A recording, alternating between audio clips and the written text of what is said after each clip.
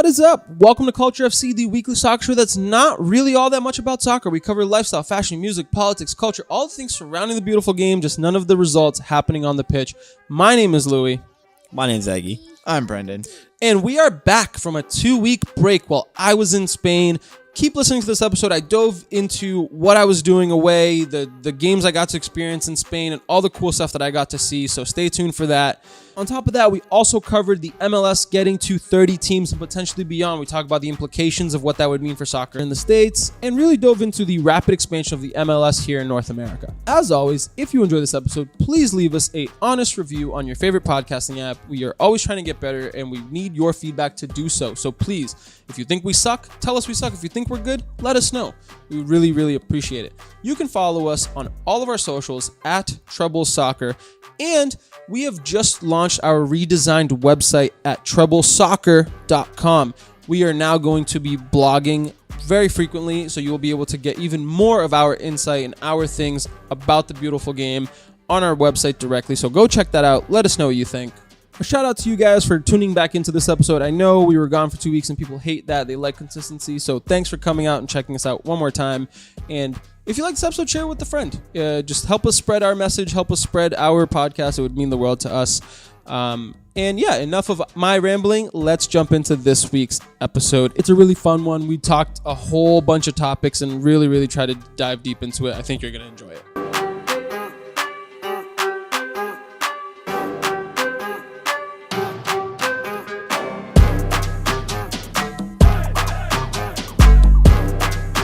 All right, well, 2-week break, and we are back with another episode, everybody. Before we dive into this week's main topic, I really just wanted to, for those of you guys who missed why we were gone for 2 weeks or weren't really sure, I've been in Spain, or I was in Spain. I've been in Spain. Your heart is probably still in Spain. A little bit. Body's here.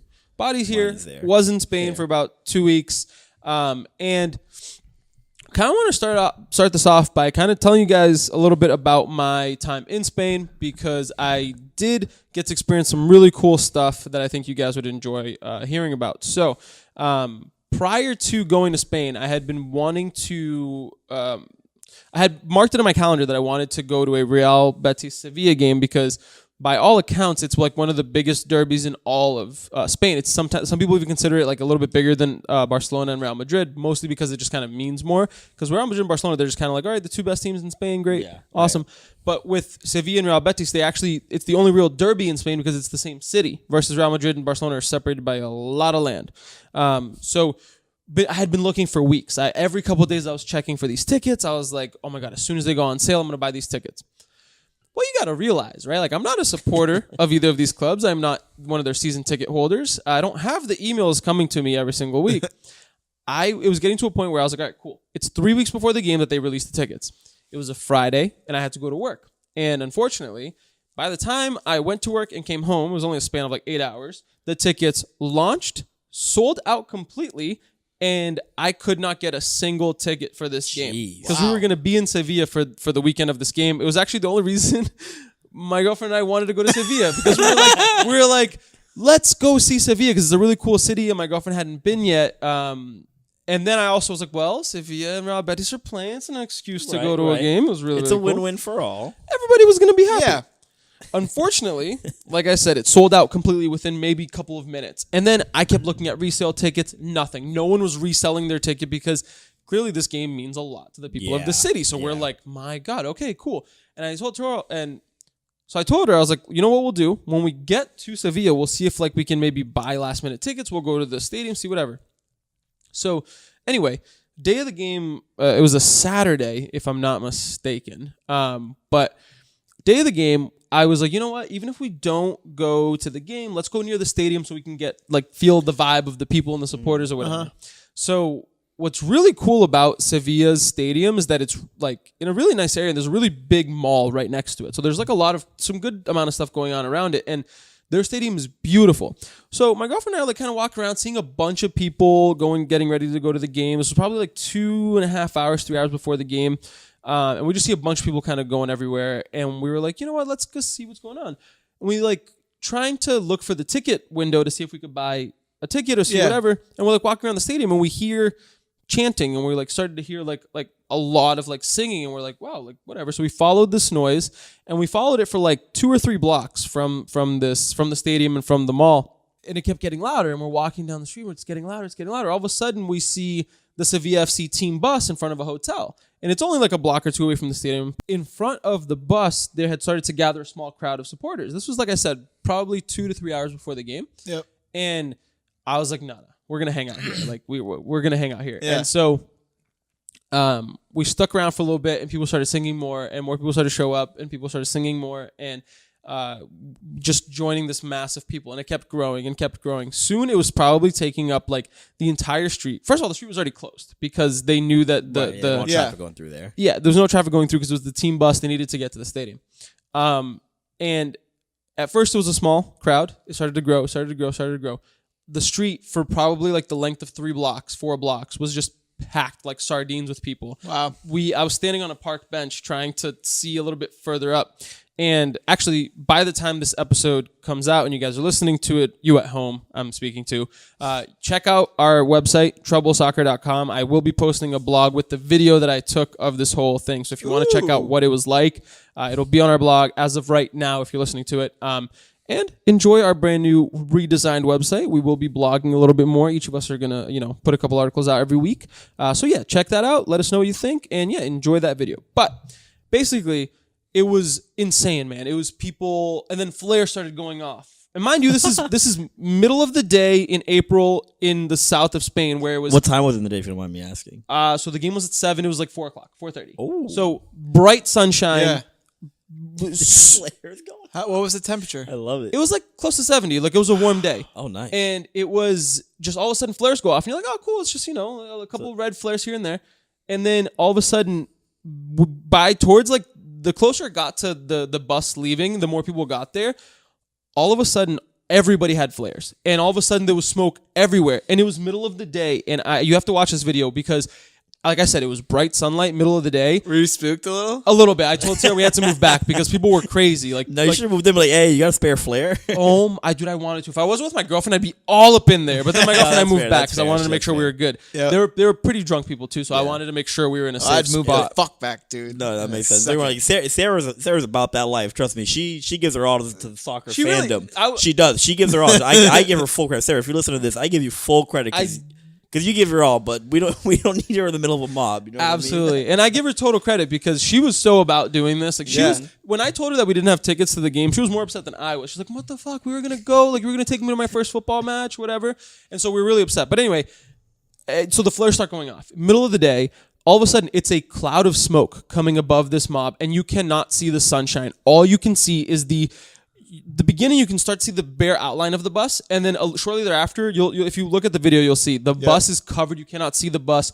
All you see is a massive cloud of smoke, a gargantuan mob of people around this bus, jumping, singing. It is the loudest thing I have ever experienced, and I had goosebumps. I'm getting goosebumps right now talking about it because it was just like the most insane thing that I've ever seen for a supporter group do. Like, it opened my eyes and shocked me to, like, I was so happy that we even got to experience just that because I knew this game meant so much. Like, I had seen so many videos and articles about this game, and then you get there and you watch what it means to these people, what it means to support their club on a day like today. Like, don't get me wrong, where both of these clubs are in the standings this year, it's interesting. Sevilla is usually one of the best teams in the Europa League. They've won 5 out of the last 10 Europa Leagues. They're a successful European side. They're currently sitting, I believe, just outside of the Champions League spot, and Betis is like 8th or 9th. I don't recall. Yeah. But in other words, the season's winding down. It did matter for the points, but it was more about the rivalry of itself. And it was insane, man. And the bus started moving, and people just followed the bus all the way to the stadium. And at this point, I look at Sarah, I was like, that was incredible. That was amazing. And then I was like, let's go find a bar to watch the game at. Yep. From our walk from the stadium to where we were staying, we must have stopped at every single bar that had a TV. Not a single one had an open seat. There was nowhere for us to sit. And this was 5 o'clock. The game was at 7.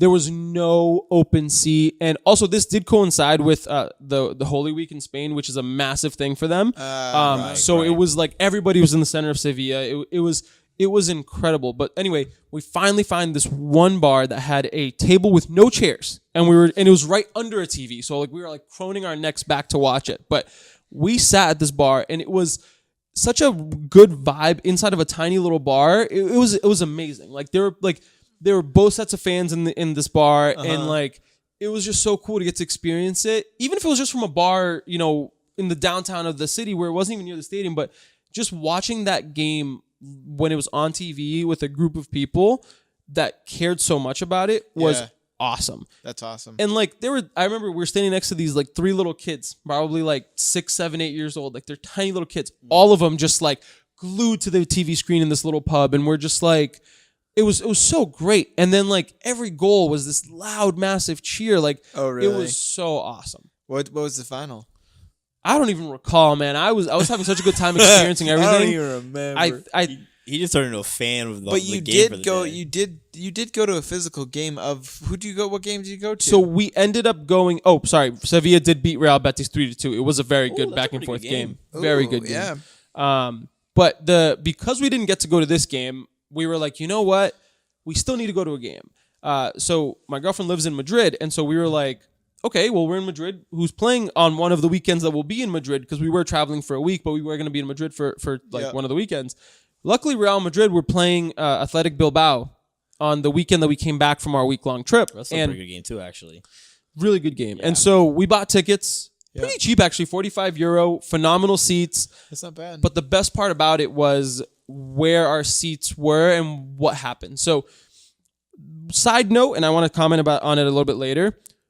I feel like in America, at least I said this tag a couple days ago when we were talking. You have this kind of notion of like stadiums because we have experience of like NFL stadiums and how big and beautiful and modern they are with these giant plasma screens and all of the greatest amenities, like all of the greatest stuff. It's all clean, beautiful. Real Madrid Stadium, the Bernabeu, it's pretty old. You got to remember that these clubs in Europe, they've been around for over 100 years. The Bernabeu is very old. It's a little dated. I'm not gonna lie. It's still a beautiful stadium, but like I remember like just like going up the stairs, and it was just like seeing like parts that they tried to add to make it modern and new, but because they are always doing stuff there, like they can't close it down and renovate. No. But it did explain why Real Madrid wants to do the big renovation project that they've been talking about. They have a huge stadium incoming, pretty much. Yeah, they're going to enclose the roof, make a retractable roof, put a bunch of new amenities in.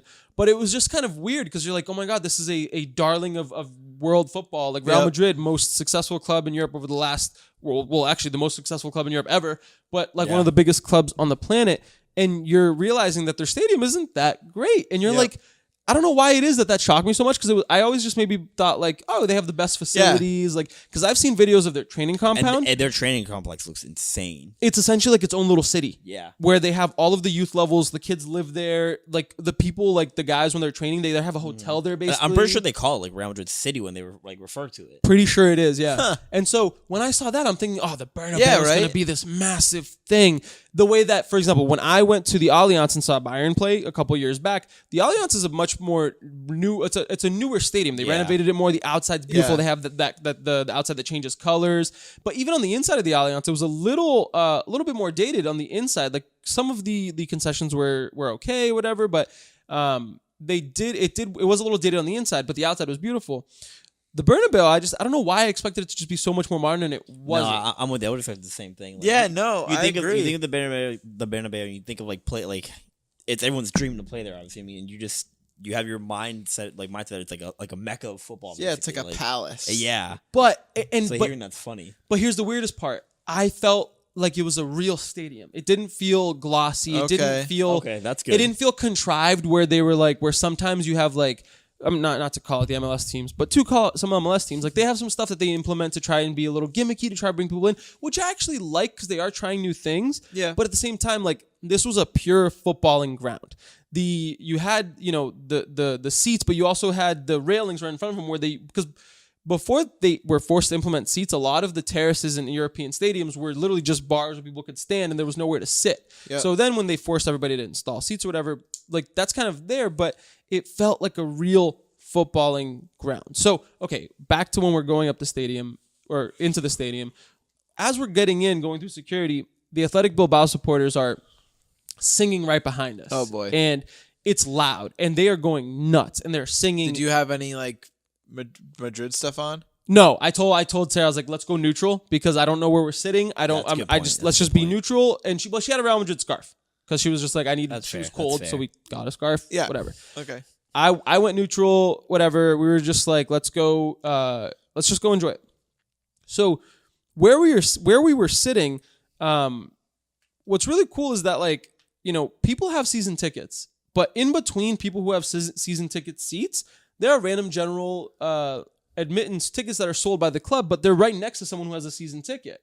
And so we were sitting next to a bunch of Real Madrid season ticket holders, but then the section directly above us in the far back in the terrace was the away support.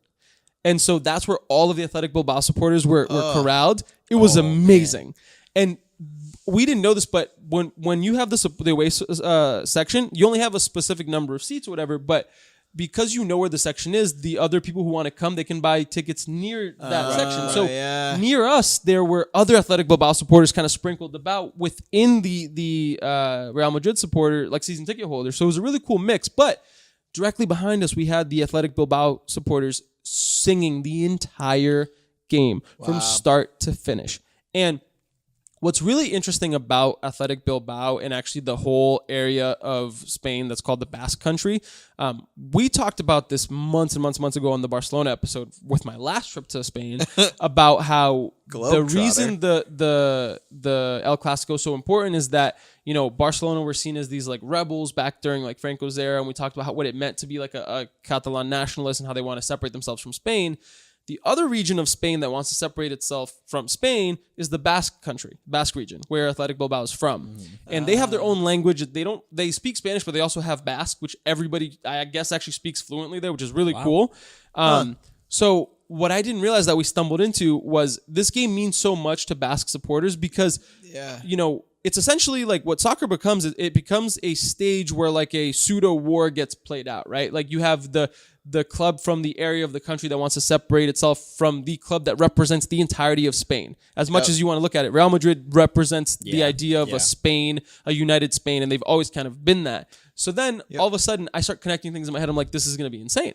These guys are going to be singing the entire game nonstop, and they were. And I'm going to post videos on the blog as well. Check that out. Awesome. Make sure to check that out. You're going to want to see that. I did a on my personal Instagram. I had my stories going. It was awesome, dude. It was loud. It was crazy.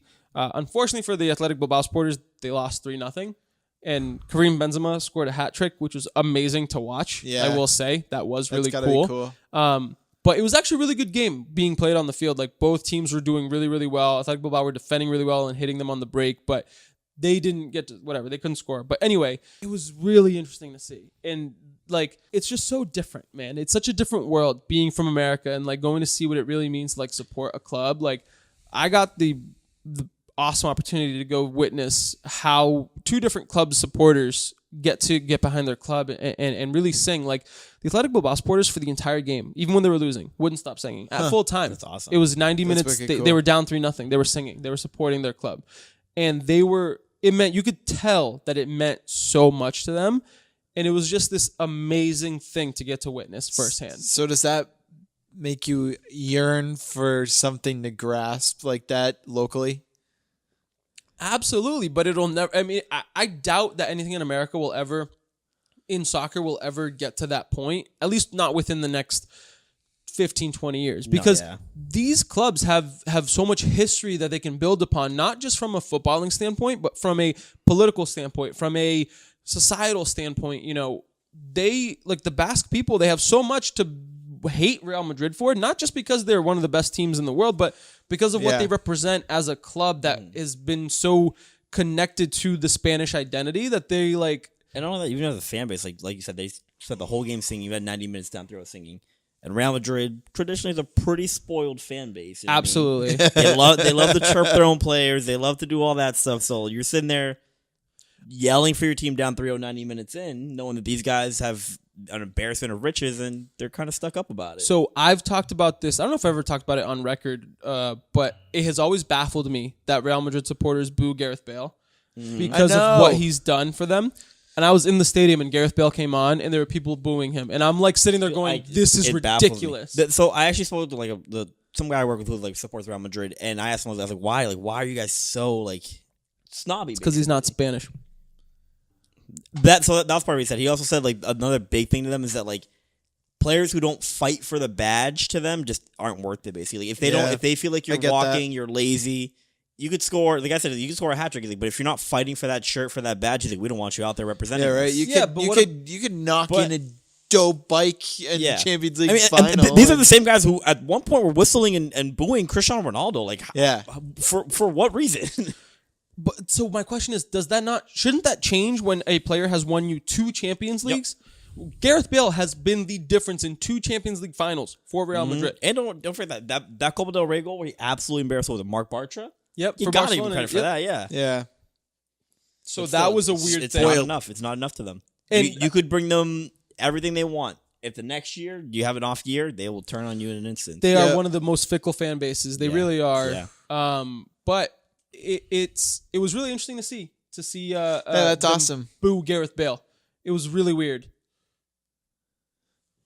I'm glad you got to experience that kind of culture that we only can dream of, dude. And I said it to Sarah, my girlfriend, as we were leaving. I was like, if I lived in a city that had a stadium downtown like that, I would be there every single Saturday and Sunday, man. It was the most. Yeah, I was gonna say, like, what are you gonna leave us and go Euro? Nah, I can't do that. But no, I'm being honest. Just like, there's nothing better for me than to just like on a Saturday or Sunday afternoon. Like, this was Easter Sunday. The stadium wasn't as packed as it should have been because it was Easter Sunday, but it was also like, and don't get me wrong, it was full, but it wasn't like packed to the britches as it might have been.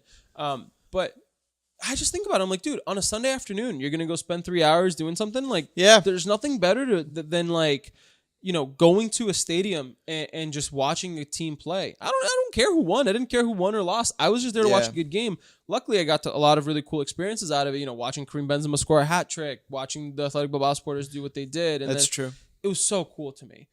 How far was the stadium compared to where you were staying? So, the stadium's in the city. Like so Sarah and I took the metro. It was a couple stops like from where she lives. It's not super far. It was probably like a 20-minute metro ride, subway ride, to the stadium. But I guess that in America it's different to find, like, you can't necessarily always find those downtown like spots to build stadiums. Yeah. Which if you follow the MLS, you know that it's a problem. And why, like, New York City FC haven't found a spot. The Revs have been supposedly looking for years. Yeah. But one thing that Sarah and I were talking about as we're leaving the stadium that I found fascinating was she mentioned to me, she goes, it's kind of weird though. We're leaving right now and it feels like the time is over. The energy is over. Like the game started, finished, and ended and everybody's kind of going home. She made it something that I guess it didn't resonate as much at the time, but I kept thinking about it after. Here in the States, we do have a unique sports culture though. So for example, if you go to a Sox game, you might go to Fenway and start pre-gaming the game. You know what I mean? Yep. You might go to, Cass and Flag, and you might go to all of those bars on Lansdowne, the Lansdowne pub, all these places that you could go to pre-game a game. And then once the game's over, you still hang out at Fenway. It's almost like, not necessarily tailgate, because that's like, you have those bars near Fenway. Yeah. But even when you start to think about it in terms of like a tailgate, right? Like, even Atlanta United, they tailgate their games the way that people do for football games. Like they go and have cookouts in the parking lot. And that's something that is unique to the States that I think could be really cool. Because even think about when we went for the NBC fan zone and all that. Yep. People got there early, pre-aimed the games and everything. It was a little early in the morning, so. But no, like you're saying, that even for the fan zone, people did come in pregame and like hang out, hung like, out drink right at the afterward, bars, exactly. Because what is very interesting is that they do not sell alcohol in stadiums in Spain. They are not allowed to. It is a law. Right. And so I also thought we would find more bars outside of the stadium. Yeah. Not really. So where the Bernabeu is, it's kind of near the financial area. Is from what I could guess, like a lot of big skyscrapers with like big logos on it. It's a very accessible area. Yep. It's just not the most like fun, hip, like let's go drink kind of area. Gotcha. But even so, there was like one bar near there that was kind of full. And I feel like, it was a weird vibe. It was an interesting vibe. I'm sure people were still drinking, but I guess you also have to realize that Europeans don't drink to get cocked like we do in the States. Like that's a good point. In the States, we drink to get fucked up pretty much all the time. Yep. That's just kind of what Americans are known for. We really go for it. Right. So, but in Spain, so the people are a little bit more moderate, but it's interesting that like here in the States, you see a stadium pop up, like Gillette Stadium. You have this whole complex built right next to it, Pat's Place, where there's bars, restaurants, places to hang out or whatever. It's more of an event, whereas like, you know, in Europe, it's the game's the game. It's important. That's the whole purpose of you going. And I guess there's a fine line of like when does it become too much of an event and not enough of a sport, where it's like we're going to build up this whole day of like, you know, I think about like when you go to an NBA game, sometimes there's so much more going on than just the game. Like there's the like midway through the game, like at halftime, they have like the kids playing basketball or there's like those contests and like, it's like that thing of like, is the sport or is the sport more entertainment the way that we treat it in the States? But long story short, trying to kind of recap what my whole thought process, my whole point is it is different when, you know, you don't really tailgate a game or you don't like spend your whole day doing that. A lot of these people, they probably went to church in the morning, went to church, did their thing, went to the game, and then went home at like 7. You know what I mean? Like the game was at 4. They were done by 7. They went home, had dinner, whatever. They went to bed. Good. Yeah. So, but then I think about it and I'm like, you know, we do have something unique here in the States where you have the ability to tailgate and that is part of a prominent part of our culture when it comes to enjoying sports.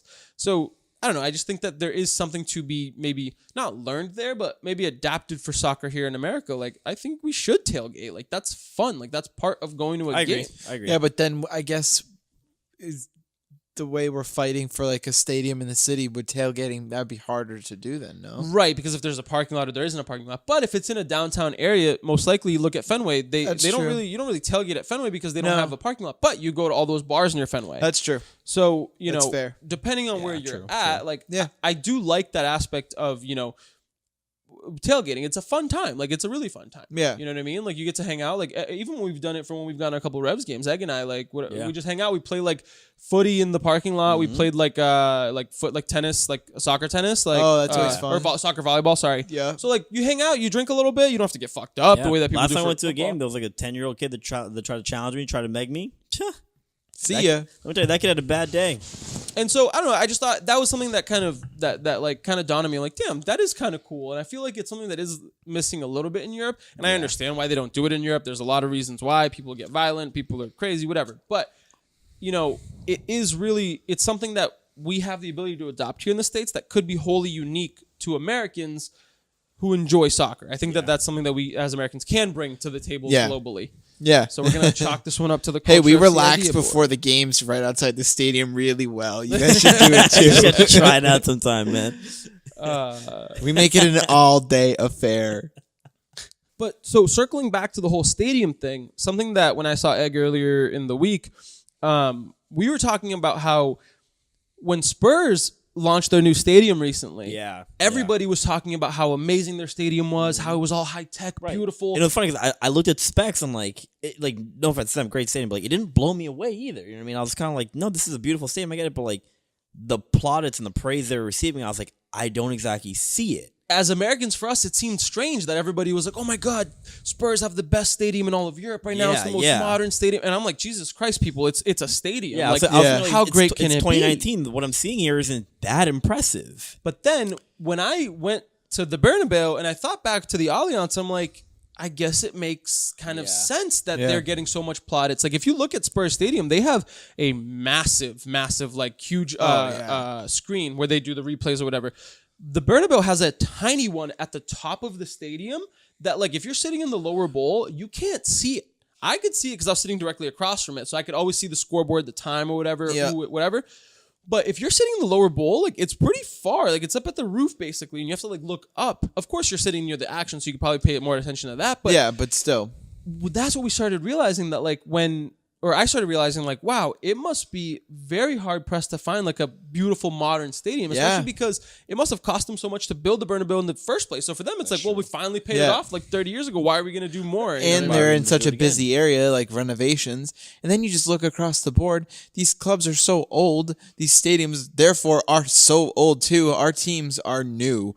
all of the history of our sporting events are at most 100 years old. Maybe a little bit more. Maybe even a little bit less. But for baseball, a little bit more. For American football, slightly less. But like overall, like we don't have that kind of age. Right. That's true. Like us, like Boston based sports team, like we actually compared to most of the other teams in the States, at least, like we don't really have that new thing. Like Fenway's super old. But that's old on purpose. Oh, but the Garden, right. But the Garden now is becoming much better. It's getting a lot better. Don't get me wrong. Yeah. But still, there's other, like most teams within 20 years, I'd say like over 50% of the teams have gotten new stadiums. You know what I mean?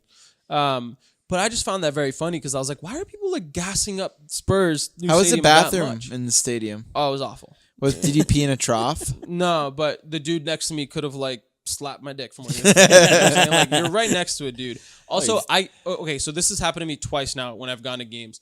People yelling in my ear next to me, I get kind of stage fright. You guys at home don't need to know this, but like it happened to me when I went to the Bayern I get stage fright all the time. I'm not gonna lie. So you're in a line. There's a bunch of men staring at you because they also need to pee and they want you to hurry up. But then there's also people who are still chanting for the team, even in the bathroom. And I'm trying to pee. Really? And the dude next to me is yelling about Real Madrid or Athletic Bilbao, wherever it was. I was just trying to pee. I was trying to concentrate. Couldn't do it. Happened to me when I was in Germany as well. The dude was just yelling next to me, Bayern. I couldn't focus. He broke my focus. I couldn't do it. Broke my focus. I'm lucky enough where like that doesn't happen to me. If I gotta go, boy, I'm going. Let me tell you. See, I had to leave, and then I was like, I had to come back later, and then Sarah's like, "Are you dumb? Like, why did you just do that?" I'm like, "Well, guy was yelling. You scared me. People behind me staring at me. Yeah, I was like, I got all hot and sweaty. That's why I always choose like a very inopportune time to go to the bathroom. It's just like, oh, like something good's gonna happen, like something nice should happen. I'm gonna quickly run to the bathroom. Yeah, see, I'm lucky. I get to them and be like, you want to yell in my ear, buddy? Bet. Let's have this pissing contest too. Like I'm going for it. Yeah. Fun fact: Louie had to go to the bathroom twice to go once. Yep. Exactly. But all right, guys, that was kind of my little recap, my self-indulgence about recounting my tales of my travels. But while I was gone, something interesting happened. That is the main topic of this week's episode. Major League Soccer announced their plan to expand to a total of 30 teams, and they are basically awarding Sacramento and St. Louis the 28th and 27th MLS franchise slots.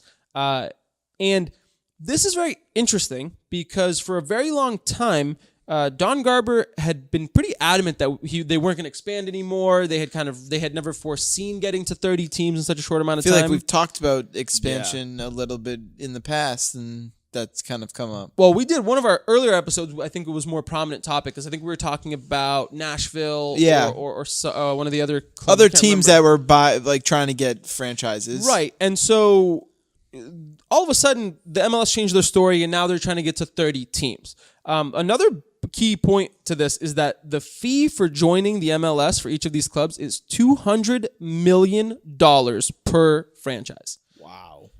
And if you were to go rewind to 2007, Toronto Football Club paid $10 million to join the MLS in 2007. And here we are 12 years later, and it is $200 million. Now, I'm not good at math, but that seems like a bit of an increase there. Like a little bit. Just a bit. Just a wee bit. Just a little bit. David Beckham is bringing Inter Miami to the MLS at a price of $25 million. These people from Sacramento and St. Louis are paying $200 million apiece. What? And so before we dive into the financial aspect of this, I wanted to ask each of you guys what you think about just the general idea of the MLS reaching 30 teams. Initial off the bat thought is 30 teams, more soccer in more cities, more opportunities for people to get involved and fall in love with a team. Initially, that's what I think. Okay. See, I agree with something like it's great, to spend everything, but at the same time, I feel like it saturates the talent pool what we're seeing a little bit. 30 teams and all. It's a lot of players who maybe don't deserve to be in the league. Again, I could be completely wrong. You feel free to disagree with me, but no, but I think that's a valid. Yeah. Even if I think it is a valid concern. Right, even if it's just maybe it's not fully founded, but it is a valid concern. Exactly. If you look at Premier League, one of the best leagues in the world. Some of those teams have players that you sit there and think, how the hell is he? And how the hell is he here? Yeah. Now you got 30 teams in the MLS, and granted, MLS isn't the best league in the world, but you're still gonna look at some guys and think, gee, this is rough to watch. Well, especially when every time a new expansion club is added, they have the expansion draft, which essentially takes all of the talent in the MLS and basically puts it up for grabs for the new teams. And so, of course, each team can protect a certain number of players, but essentially, good players do move. You know, our boy Greg Garza, when FC Cincinnati joined the league this past year, he got picked by FC Cincinnati. So despite that's the gotta fact be kind of cool, though. Is it it's though? endearing. Actually, it's endearing. I think. I don't know if I that's would true. like Is it though? Your At the same team time, just like, won. the team that you were on just said, "Hey, we want to protect you. Good luck." But that's True. because you have to make a choice, right? So for in the instance of Greg, like he just won an MLS Cup with Atlanta. You know what I mean? He had just been playing. He was an MLS All-Star the year prior. Yeah. He had been in Atlanta. Was loving Atlanta with our brand new episodes. stadium, brand new team. But I mean, he's moving to a brand new team again. So when we did our interview with Greg, we talked about how much he loved being part of Atlanta and that culture there. Just he fit there. Yep. Now all of a sudden, you know, really good players are going to other teams, and it does thin out the talent pool. Absolutely. It does mean that, in a way, you're like trying to give parity to the league, but it is a valid concern. Yeah, I guess that's true. I mean, because what if, like, I mean, granted, you can, like you said, save people, but like Greg Garza, I'm sure there are fans from Atlanta that loved Greg Garza. And now, like, when a new team comes into the fray, it's just like, well, hopefully my favorite player with my favorite jersey doesn't get traded to a new team. Yeah. And of course, like, that is just like the first year, people will say, and then eventually you can build up the talent, right? But I think it's a super valid concern. Yeah. I think it's something that's very understandable. The extension out there doing that. Obviously, they put a team out there, but let's say some of the players they didn't get from the draft. Some of the players they picked up through scouting, locally, whatever they did. You know what I mean? There's a reason. As a team, they did all their best work. They put the talent behind it. They scouted them. They brought them up. Right. Let's say they put out a team of 11. 8 of those guys were the expansion drafts. You would see them in the MLS 4. You know they've been here. 3 of those guys weren't. A part of me kind of feel like there's a reason those 3 guys weren't in this league already. You know what I mean? Those guys aren't top tier players. Those guys aren't players that were in this league for a reason. And again, maybe I'm completely wrong. You guys disagree with me. Maybe it's nice to give these guys a chance, and maybe some of these guys will turn into stars by being given this chance. Which I guess that's also a fair point. Yeah, you know, it's a double-edged sword where it's kind of maybe these guys will be bred into stars because they're getting this chance finally, or maybe they'll completely sink and show quickly they don't belong in this league. Right, and it's. Yeah, I think that's valid. I think that's fair. You know, sometimes it will help when a player just gets a change of scenery. But at the same time, maybe there's a reason they weren't protected. But then, of course, the team doesn't have to select them. But, you know, that is an interesting point. But where I want to shift it to is, does 30 teams feel like too much for a soccer league? A little bit, yeah. Yeah. When I initially found out I was going all the way up to 30, I was kind of surprised. Yeah, because if you look at like a 30-team league like the NBA, right? They play 82 games. 30 teams. And right now the MLS plays 34 games. Adding more teams. Right. Either you're going to have to force these players to play a couple more games, or you're going to lose out to other previous year's normal season games. You're starting to basically create some weird differences within the league where you're not... Because, okay, so technically in most leagues around the world, the top tier, this is how it's structured. It's usually about 20 teams where each team will play the other team once home and once away. Exactly. Yeah. And it's a running table. That's how it is. In the MLS, it's very similar to that, but in reality, you play teams in your conference more than you play the teams that are on the other conference. Makes sense. But it is going to potentially add many more games a season. And how do you structure it where it doesn't become crazy? Because the reason soccer is that thing of playing home and away is because the home support does change the game. You know what I mean? Like we've mentioned this for every fucking episode probably, but home support matters. Your supporters matter. They're not just there to view the game. They're there to be a part of it. And so when all of a sudden you're changing that dynamic where now you have 30 teams and you have to try to find a way of making it, what's the most fair way to find out who our champion is? Of course, they have the playoffs, which is, you know, what they're probably going to continue doing, but it does change the landscape of the game. And it kind of pushes us farther away from a potential promotion relegation. You know, especially now, we just paid $200 million, and now you're going to kick me out of the league if we suck that's a great on our first That's season. a great point. Right, and that is what a lot of people have been complaining about because it's true. Like who is going to pay $200 million and all of a sudden go, oh, hey, buddy, sorry, your team sucked and you sucked as an owner. So now you have to go down. But then you're like, wait, but I already gave $200 million. $200 million. You're not going to boot me like that. But people in the other parts of the world will say too fucking bad. You can look at all of the billionaire owners who have tried to take over clubs. That's true. Malaga is a club in Spain that at one point, a couple years back when they had Isco, were a Champions League team. They got a brand new owner from somewhere in Asia that he dumped a ton of money into that club. Today they're in the second division of Spain. So in the rest of the world, it's too fucking bad. Yeah. You sucked running your team, so you suck. It's true. That's how I feel it should be. But I guess what you could do is if they keep adding enough teams, they could just make a MLS A division and B division. Oh my God, you literally hit on what I was going to bring up next, and I hate it. It makes me want to throw up, and it makes me want to cringe and cry. The way you came in with that, oh my God, you can see the anger. So, Alexi Lalas, fuck him, A, but B, tweeted it out earlier this week, and a couple of you have been starting to pick up this little idea. They're thinking that the MLS doesn't actually even want to stop at 30 teams. They're thinking that because this is such a cash grab for the MLS. Also, retracting real quick, do you guys know how much money the MLS makes in revenue a year? No, I'm curious though. Or I don't know if it's revenue or profit, but they make $400 million a year. Wow. So when a new team joins, they double their revenue. And now that both Sacramento and St. Louis are joining, the league is going to be bringing in double the amount of money that they do from ticket sales, jersey sales, all of that. Yeah, holy shit. That's a shocking statement. Yeah. Which I don't want to dive into right now because I do want to get back to what I was saying before. But Alexi Lalas has this idea, and people have been picking it up, that the MLS wants to keep expanding and eventually create like an MLS 1 and MLS 2 where, in theory, because it's a closed system and they might do a promotion and relegation kind of thing, that's what people are thinking might happen. They might try to get to, let's say, like 38, 40 teams, and now they have MLS 1 or MLS 2, or like you said, MLS A and MLS B. But that's still a closed system. That's still something that is a bunch of people. That doesn't let an average Joe, like, potentially a Sunday league team could, in theory, reach all the way to the top. Which, the SC likelihood of it Dons, happening. SC Dons, dude. It's Dons for life. It's not exactly... it's not exactly going to happen. No. But it's the ability of being able to do that. It's just giving that dream, you know? And so if they were to do this, it would just be awful. Like, it would just be a bunch of owners jerking each other off. Like, great, dude, you lost. You're down in Division 2. Shout out Robert Kraft. But I'm like scared for the league because I think that might be where they're going with it. But yeah, I'm not a fan. I'm not a fan of that.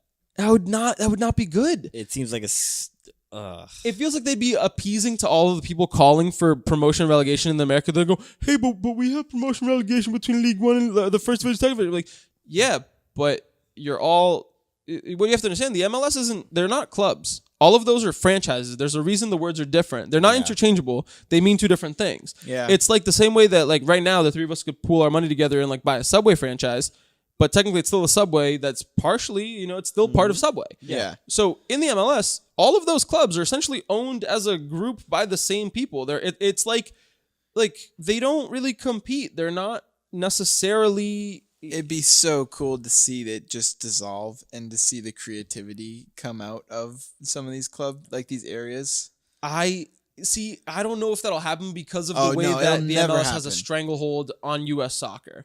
Unfortunately, is that the same as in like baseball and basketball and pretty football? much? It's all franchises. Yeah, they're all franchises. They're not clubs. They're not. I learned something new today. Those teams aren't really allowed to operate independently. They have people in charge of the teams, but they can't make their own decisions necessarily. Right. They have to go through the league. They have to go through the commissioner. It's a weird thing that just like. It just doesn't make sense, in my opinion. But I guess for American sports fans, it does. And that's why, like, football, you see people hate Roger Goodell a lot because, like, he's just... Yeah. Like, when it comes to discipline, punishment, stuff like that, it obviously don't have to go through him. It has to go through the league office, and he's just so all over the place and stuff like that. Funnily enough, a couple weeks back, an MLS player, Kaku, like... From maybe where I'm sitting, where Brendan's sitting, we're probably 4 feet away from each other. This dude grabbed a ball and pelted it at a supporter's face or chest or whatever. Wow. This is an MLS player. He got 2-game suspension for assaulting a fan with a ball. Wow. So just trying to connect some dots here, talking about Roger Goodell, bad disciplinary, whatever. Jeez. But now on the flip side, though, right, where I'm not necessarily for expanding the MLS more, but I think that in America we do need a bigger first division, unfortunately, because this country is massive. Yeah, well, I guess in terms of just like reaching people, and like we don't have the type of fan base that Europe has. We need to realize the type of fan base we have. And because, we don't have the ability to necessarily be traveling supporters. Like, for you to take I took a bus from Malaga to Madrid. That's 6 hours. You could do 6 hours if if let's say Malaga were back in La Liga, as a supporter, you could wake up at 6 a.m., take a bus, be in Madrid by noon, the game's at 3, you watch the game, you go home, you're home by midnight. Yeah. People do that. People do that in every country in the world. But at the same time, these countries are small. Spain has 20 teams in La Liga because Spain's not that massive of a country. It's a big country. It's not massive.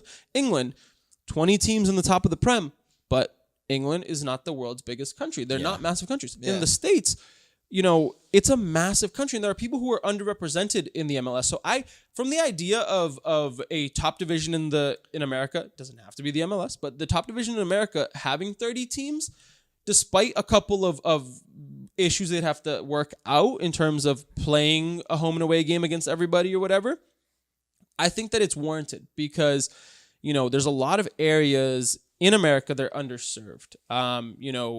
Thinking like imagine if a club in North Dakota, right? Like in a real open system, someone could just create a club in North Dakota and build itself up. But True. You would want to have 30 teams in the top division because you'd be able to showcase soccer all across the country. Yeah. Versus being so maybe you stuck. might not be able to go to see a team in North Dakota. You could move, you could theoretically travel across. Yeah. A couple states or a state, and go see a team that you like. Yeah. It gives it more opportunity for our vast country to kind of go out and actually see a physical game. I never really thought the whole size comparison into it, as weird as that sounds, but I never really thought size comparison. Show me yours, I'll show you mine. You think about it, like EPL, like you said, England, whatever, not that big. Spain, not that big. Germany, not that compared to the States, they're not that big. You know what I mean? We're massive compared to some of these other countries. An instance of a 6-hour drive could theoretically take you across an entire country. Yeah. Or it'll take you midway through Texas. Yeah, exactly. Maybe not even midway. 6-hour drive from here, from where we are now. You can get to straight. You're going to Pennsylvania. I will say where we are, where the states are smaller, you can get places a 6-hour drive from Boston. You can get to Montreal, to New York City. Probably Pennsylvania, I think. Probably. But now, if you're thinking if you're in Texas and you want to go see a game state over, you're committing to maybe a 10-hour commute. Texas is huge. Imagine if you live in Miami and you support Inter Miami, 6-hour drive from Miami North. I don't even think you might not even hit Orlando. You might hit Orlando. I think you just get to Orlando. You just get to Orlando. You don't even leave the state. Which is you can see them play Orlando. Yeah. I'm excited that there will be that kind of competition in Florida between Inter Miami and Orlando. Yeah, hopefully, sure. You know what I mean? But at the same time, if you're in Texas and you go driving 6 hours, you're still in Texas. Yeah. You know what I mean? If you're in Houston and you drive 6 hours, you're still in Texas. Yeah. So I think that, a lot of people were so quick to react to being why don't we just keep it at 20 teams? Is what everyone else is doing. It works for everybody. I'm like, but at the same time, even though it works for everybody, there are things that we do have to vary a little bit in the States when it comes to soccer because it's a massive country. And, looking at the places now, like St. Louis, Missouri is going to get, most likely going to get a MLS team. And that was an area that probably didn't have, they had the St. Louis team in the U.S.A, which probably had it had a good amount of support.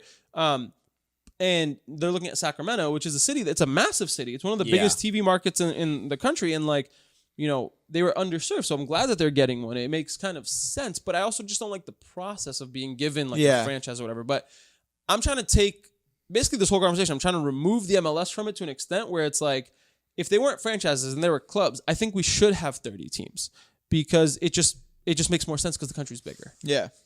Yeah, good point there. Honestly, I was against it. From the beginning, you swayed me a little bit, Louie. Good job today. Oh, thanks, man. But then the question is, and especially when you compare it to other American sport leagues, it kind of makes sense, right? Like in the NBA, you have 30 teams. In the NFL, you have 32. Yeah. NHL's trying to get to 30 or trying to get 32. So. They're floating right about it. I think they're trying to go to 32. And so, Don't quote me on that, but I think that's right. Right. And so at least on a logistical standpoint, it kind of makes sense as to getting up to 32 because everyone else has kind of done that. Mm. It's not out of the realm of understanding in the States to have 30 teams. I'm just worried that people think, oh, we have 30 teams. We don't need more teams. But no, that's not the point. The point is that like having a closed system doesn't breed good soccer. It creates complacency and allows shitty owners like Robert Kraft to spend more time in weird fucking massage parlors than he does in the boardroom of his own soccer club. Soccer franchise. I apologize.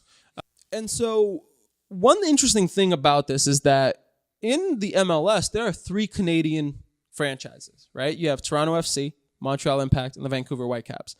It's kind of funny to me that the MLS was way happier about giving Canadian cities franchises than they were to give American cities franchises.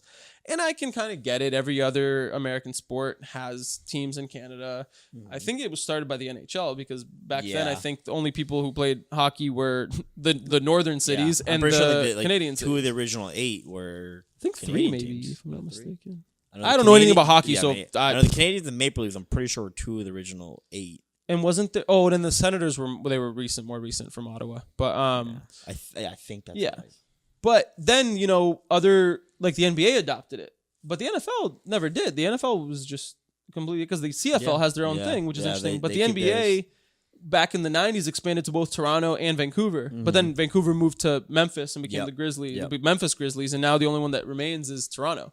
But so as kind of a lead into next week's episode. It's going to be interesting to see what happens because the Canadian Premier League actually just kicked off this past weekend. Yes. It is a top division for Canada. Canada hasn't had a top division soccer league since 92. So this is kind of major for them. And what's interesting about the MLS going forward is what's going to happen with these Canadian franchises.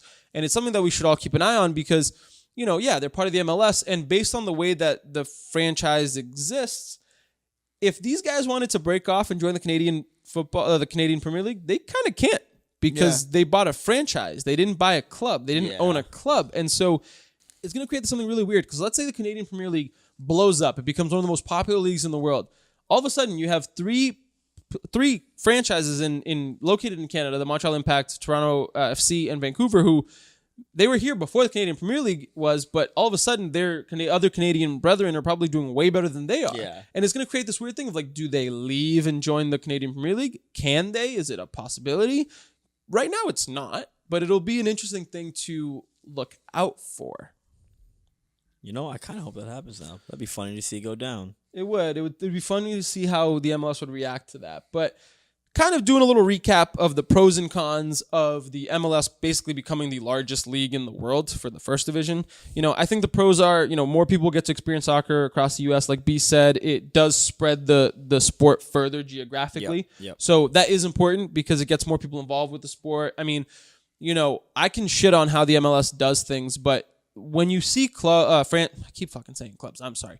When you see franchises like FC Cincinnati and Atlanta United come into the league and really build this amazing fan base around it, even Minnesota. Yeah, Minnesota's been around for a little while, but they just opened their stadium and they've been full. I think the 2 games they've had there, they've been super full, and it looks like the people in Minnesota really love that stadium. It's downtown for them. It's easy to get to, and it's a beautiful modern soccer-specific stadium, but I can shit on how the MLS runs the league, but at the same time, what I can't do is talk about what it means to the people in those cities. For them, it doesn't matter. They're supporting the franchise they love, and it is a show of love, So spreading out the league a little bit more to other parts of the country that have a love for soccer, I like that idea. I like the ability of let's get to 30 teams so we can further the sport geographically. Of course, that'll hopefully grow the game overall because that'll mean more competition. Yeah. But like I said, it does thin out the talent. Mm-hmm. So at least in the beginning, it will be weird, especially because of how rapidly the MLS has expanded over the past couple of years. It's been interesting. I feel like it could also make the league a little bit more attractive from an outside perspective because now there's more cities for you to kind of not choose from, because the way the MLS does weird shit. If you're a player from Europe and wants to come play in the MLS, you actually have no say in where you go. The MLS has a weird lottery system where they decide which team gets you. As weird as that sounds. Huh. So weird. I bet strange. some other players though might have a little bit more of a. Well, that's different. Ibrahimovic can go, I'm not playing anywhere other than the best market. So I he do goes not to the play Galaxy. on turf. No, I don't play on turf. No turf. No turf. Also, recently he said that he is the MLS, which is kind of that cool. was a funny comment, honestly. And he's not wrong. I'm not going to lie. Yeah, the MLS might find me for this, but I am the MLS. Yeah. But anyway, I think it could, in theory, make the league a little bit more attractive. But at the same time, more teams mean more games. How do you keep it consistent? How do you prevent injuries? All of a sudden, you're going to be playing so many more regular season games just to then have the playoffs. You look at players in Europe. Those leagues last 38 games. Of course, a lot of they're playing cup competitions, which we also have here in the States. So we do have cup competitions here, the U.S. Open Cup, and some teams play in the CONCACAF Champions League. But 38 games a year in a league is already a lot. If you're going to get to 30-something teams in the MLS, you're going to be playing probably north of 40 games a season. Not to mention, that's pre-playoffs. So then playoffs come around, and all of a sudden you have to do more. And we've been seeing it with this year. The MLS has been putting a lot of Wednesday night games in between having to play 2 games each week. Like one weekend you play a game, and then on Wednesday you play another game, and then on the weekend you play another game. Like, that schedule congestion for teams is going to be absolute hell unless they can find a way of making it more doable. Right. Especially for players who aren't used to it, it's going to lead to injuries, fatigue. It's just a lot of problems for them. And especially when half of these stadiums have fucking turf. Yeah. Players are going to have to go from playing on potentially grass one week to turf 3 days later to then go back to grass and then go to turf again. People might think, but it's just what they're running on. It changes how your joints act. Turf fucks up your knees and ankles. It's proven because it's just the way that it's not a natural surface where you're bouncing. Like, you're not running on it the way you run on grass. It like really causes havoc on your knees and ankles and like all of your joints. So not only that, it changes the way you play. Like, passing a ball, controlling a ball, it completely reacts different from grass and turf. Like, if I send a long ball, it takes a bounce before it gets to the guy. The bounce takes off of turf is not the same it takes off of grass. No, on grass the ball might stop and slow down. On turf, the ball is going to bounce and it's going to spring. It's going to spring. It's going to trampoline right at you. And not to mention, if a little bit of rain falls on any turf, it just completely changes the game. Yeah. So of course that's a whole separate issue to it, but it is important to know because it's going to be a problem. The schedule congestion is going to be a problem. Big time. When it comes to the playoffs, I would almost be like, hey, man, if you're going to get to 30 teams, eliminate the playoffs. But I know they won't ever do that. No, they won't. They want them because playoffs are probably where they draw most of their viewers and attention, like per game basis. You know what I mean? Because they put the importance on the playoffs. Because like we said, regular season Exactly. doesn't really matter. As long as you're in the top 8, it doesn't really matter. Yeah. So what I'm thinking is, I would love it if they got to 30 teams personally, but as long as they got rid of playoffs and found a way where, okay, if you're playing 45 games, cool. As long as it's out, there's no playoffs. Do a round robin system. Agree. Yeah. And then that way, it's fair and you can find a way of doing it. Make every single game count. True. I think that's one thing that's really missing. But, that's just my personal perspective. But yeah, any other thoughts, guys, on the MLS expanding to 30 teams?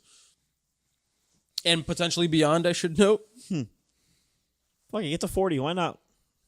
At this point? Just send it. Give me that A and B division. No, you really don't want that, do you? No. Okay.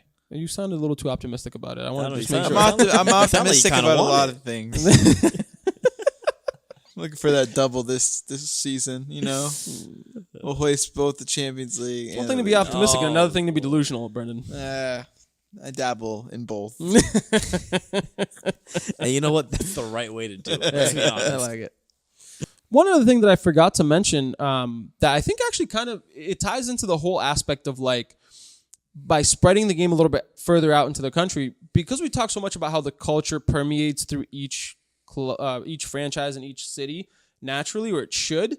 I think by expanding to 30 or so teams, like you give more opportunity of that local culture of each city trying to seep through into each game, like in each game day experience. You know what I mean? Like in Atlanta, big into hip hop. Like we see how important it was for Atlanta United to embrace the city, embrace the way that they enjoy life down there, and bringing it to their soccer franchise. They had 2 Chainz at games. Let's be honest. Still have 2 Chainz at games. He still goes. It's Wale goes. Waka Flocka's at every single game apparently. I forgot Wale was there too. Waka Flocka I knew was big into it. And so when you know, I'm thinking in terms of like Nashville, right? When they join the league in the next 2 years, that's a chance for them to instill that almost like that country music, that fun-loving atmosphere into the MLS and into that franchise and make it more unique, which makes it stand out. You want your club to be unique. You want your club to stand out and represent something and represent the city where it's from, you know? And so by having more clubs, it gives more opportunities for that, but it always comes down to the quote unquote ownership of each franchise and trying to really instill that, because we see that it's not that easy to build a soccer culture in the States. You know, you have clubs that excel at it, and you have clubs mostly in Texas who can't sell a single ticket. I mean, mind you, the Revs can't sell tickets either. So it's like, there's really a lot of franchises in the MLS who don't know how to build the culture. So it's almost weird. Like you currently have a situation where the league currently has 24 teams I think we have for this season, and I want to say 5 or 6 of those franchises pull in good enough numbers. Yeah. The rest of the league is floundering. Subpar. You know what I mean? Like you currently have you have LAFC, sometimes the Galaxy. Now that the Ibrahimovic is there, they've been doing pretty well. Portland, Seattle, Atlanta, FC Cincinnati. And then I guess now Minnesota is doing all right, but it's too early to tell with them. But for the most part, everyone else is kind of floundering in attendance numbers. Like big time. Some big stats have been coming out about New York State. They're the biggest soccer and television market in the country, yet neither the Red Bull nor the New York City FC can really pull in numbers. We talked about this on our last episode, but it's weird, man. This is the biggest city almost in the world, too, and yet you can't get people to a game? Like, it's weird. The whole point of that was to just kind of talk about how, you know, expanding to 30-something teams is great, but you really have to, it comes down to each individual ownership to build that culture. We can't expect that just because we're going to get to 30 teams, it's going to become natural. Oh my God, because we have a team in, the 40th team was just awarded to Anchorage, Alaska. Like, you can't expect that to build a culture. Oh yeah, we're in every state in the country, yay! But that doesn't mean anything if you don't take the time to build that culture at the ground level. So, again, I think this is probably a good place to end on this note. Is that great? Get it to 30 teams if possible, but make sure that you're actually building a real soccer franchise. Don't just do it as a money grab because you just spent $200 million and go up. You know, that's my investment. Leave it alone. The way that Robert Kraft does. You know what I'm saying? Like, you got to build this up. Make the people want to be a part of it. Follow the example by FC Cincinnati and Atlanta. Like, they're killing it. Just follow their model and you should be okay. Credit to you for dropping an Anchorage, Alaska reference too. Yeah, man. I wasn't expecting it. You never know. Didn't even know where it came from. Right in there, I was like, wow. Actually, if you're, God, this is going to be a shot in the dark. If there's anybody who ever listens to the podcast from Alaska and loves soccer, can you please send us a DM? Like, I want to talk reach out to you. us. We got questions for you. Yeah, like, how do you support a club when you're like 7 time zones away from anything? Like, what? I want to know what it's like if you're a soccer fan in Alaska. Do you sleep in sunlight? I have a lot of questions. Yeah, can we? Oh my God, let's do a podcast interview with someone from Alaska. I really want to. That'd be sick. Bring them on in. So what do we think? 30 teams? Too much? Too few? Is Alaska going to get a team? You never know. I hope so. As always, thanks for listening. We'll catch you next week.